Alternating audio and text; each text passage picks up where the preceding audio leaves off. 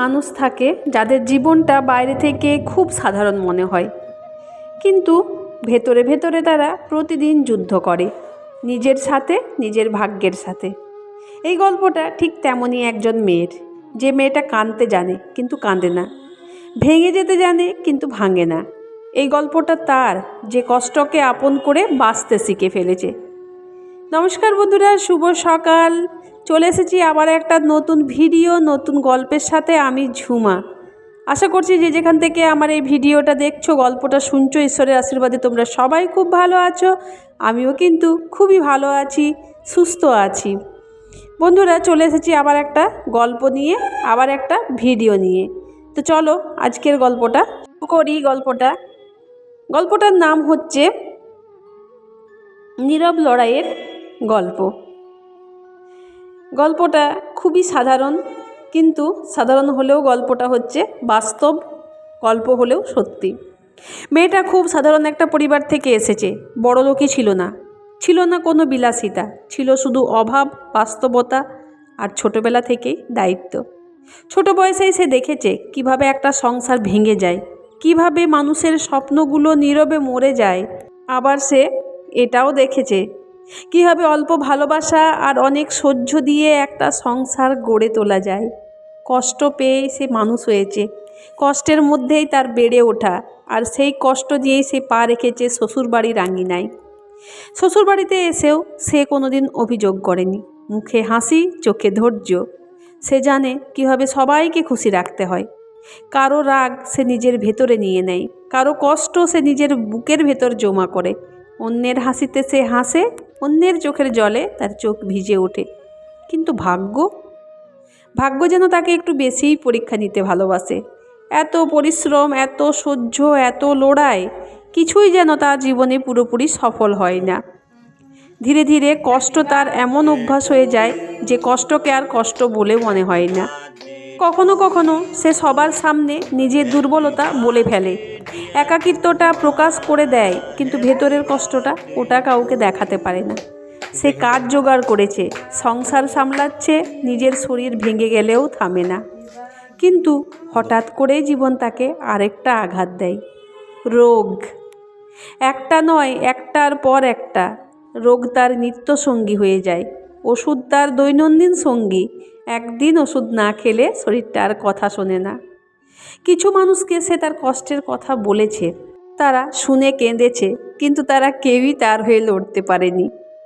আর একদিন ডাক্তারের সেই কথাটা, তোমার আর বাঁচার কোনো চান্স নেই, এই কথাটা তার বুকের ভেতর বজ্রপাতের মতো নেমে আসে। সেই দিন থেকে তার বাঁচার ইচ্ছাটাও যেন ধীরে ধীরে হারিয়ে যেতে থাকে। তবুও সে হাল ছাড়ে না। প্রতিদিন সে উঠে দাঁড়ায়, নিজের সব ভাঙা শক্তি জড়ো করে সংসার সামলায়, নিজেকে সামলায়। কখনো মনে হয় সে আর পারবে না, কখনো মনে হয় এই বুঝি সব শেষ। সে দোটানায় থাকে, কোন রাস্তাটা বাঁচার, কোনটা ছেড়ে দেওয়ার। তবুও এইটুকু আশা সে আঁকড়ে ধরে রাখে। হয়তো এইটুকু আশার জন্যই সে এখনো বেঁচে আছে। কখনো কখনো তার মনে হয়, রাত্রিবেলা যখন সে ঘুমোতে যায়, মনে হয় যে কালকের সকালটা হয়তো সে আর দেখতে পাবে না।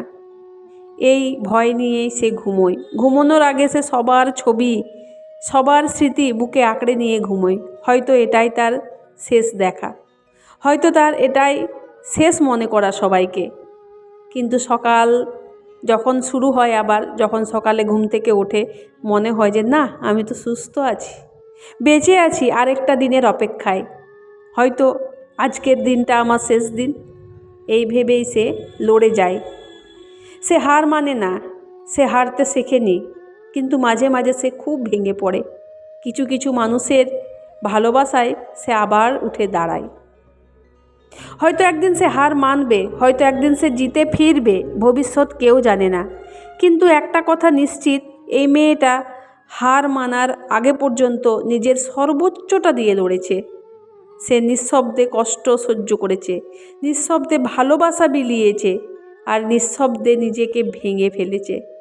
এই গল্পটা কোনো রাজকন্যার নয়, এই গল্পটা আমাদের আশেপাশে থাকা হাজারো অচেনা মেয়ের, যারা বাঁচে শুধু দায়িত্বের জন্য, শুধু আশার জন্য। বন্ধুরা, আজ যে মেয়েটার কথা তোমাদের সাথে শেয়ার করছি, মেয়েটা কিন্তু আশা ছাড়ছে না, আশা হারাচ্ছে না। কারণ সে জানে তার বেঁচে থাকার উপর অনেকগুলো মানুষ নির্ভর করে, তার বেঁচে থাকার উপর অনেক মানুষের আনন্দ আছে।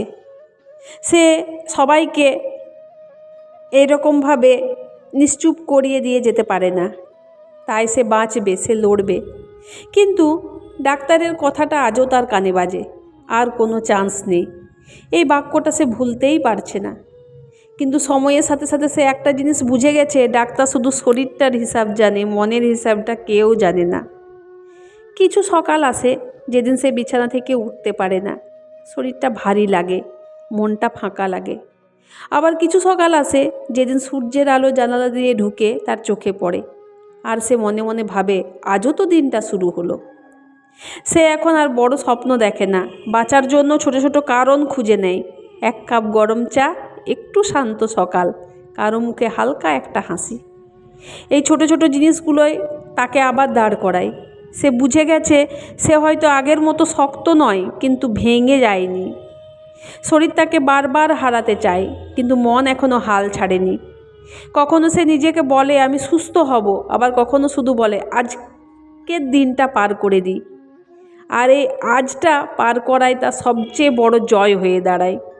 সে জানে সামনে রাস্তা সহজ নয়, হয়তো সে সব লড়াই জিতবে না, হয়তো সে মাঝপথে থেমে যাবে, কিন্তু আজ সে বেঁচে আছে। আর যতক্ষণ সে বেঁচে আছে ততক্ষণ সে চেষ্টা করবে, কাউকে প্রমাণ করার জন্য নয়, কাউকে দেখানোর জন্য নয়, শুধু এই জন্য যে একদিন সে নিজেকে বলতে পারবে আমি ভেঙে পড়েছিলাম ঠিকই, কিন্তু আমি হাল ছাড়িনি। এইটুকু কোথায় হয়তো তার পুরো জীবনের সবচেয়ে বড় সাফল্য। বন্ধুরা, আজকের আমার এই গল্পটা কেমন লাগলো অতি অবশ্যই কমেন্টে জানাবে।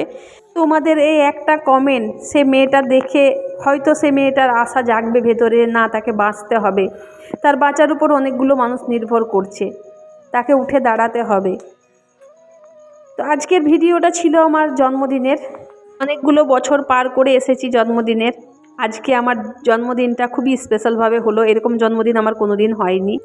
বিশেষ করে যে সারপ্রাইজ জিনিসটা আমার জন্য রেখেছিল, কারণ সকালে ঘুম থেকে উঠে আমি বাড়ি থেকে বেরিয়েছি খুবই অভিমান নিয়ে। এক রাশ অভিমান আমার বুকে জমা হয়েছিল যে আমি সবার জন্য করি, অথচ আমার জন্য কেউ কিচ্ছু করার নেই।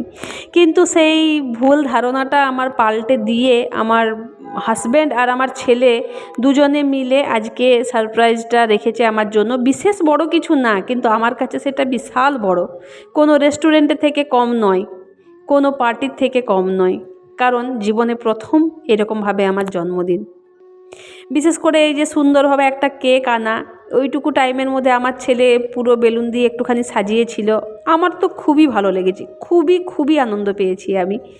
তো যাক, এই যে বেলুন নিয়ে খেলাও করছি এখনও পর্যন্ত, আমি খুব ভালো লাগে আমার বেলুন জিনিসটা।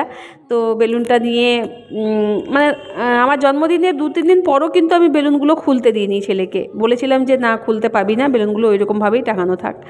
তো খুবই ভালো লেগেছে, মানে ভাষায় প্রকাশ করতে পারছি না। ওরা সকাল থেকে কিচ্ছু বলেনি আমাকে, যেই সন্ধ্যেবেলায় বাড়ি ঢুকেছি আমি, আমার রিঅ্যাকশানটা তো তোমরা দেখেছো ভিডিওর মাধ্যমে। খুবই খুবই আনন্দ হয়েছি আমি আশা করতে পারিনি যে আমার জন্মদিনটা এই বছর এত ভালো কাটবে। তো সকাল থেকে তো আমার ডিউটির জায়গায় কেটেছে, সন্ধ্যেবেলায় বাড়ি ফিরে আমি এইটুকু পেয়ে আমার সারাটা বছরের সব অভিমান সব ভুলে গেছি আমি আজকের এই বিশেষ দিনটাতে।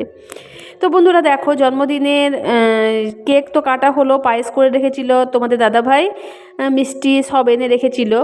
আর এখানে একটা আমি গিফটও পেয়ে গেছি, গিফটটা দিয়েছে আমার যা। তো এটা একটা শাড়ি। তো সব কিছুই হলো না করে সব কিছুই হলো। তো শাড়িটা দিয়েছে, শাড়িটাও তোমাদের সাথে শেয়ার করে দিলাম, কেমন কি হয়েছে শাড়িটা জানাবে। আর মানে বারবার বলে পাচ্ছি না, আর খুবই সুন্দর, খুবই ভালো লেগেছে।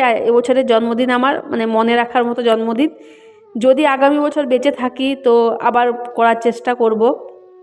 তো আজকের ভিডিওটা, গল্পটা তোমাদের কেমন কী লেগেছে অতি অবশ্যই কমেন্টে জানাবে। দেখা হচ্ছে তোমাদের সাথে আবার কোনো নতুন ভিডিওর সাথে। ততক্ষণের জন্য তোমরা সবাই ভালো থেকো, সুস্থ থেকো, নিজেদের খেয়াল রেখো, আর এভাবেই দেখতে থাকো আমার সাথে আমার ভিডিও এবং আমার গল্প।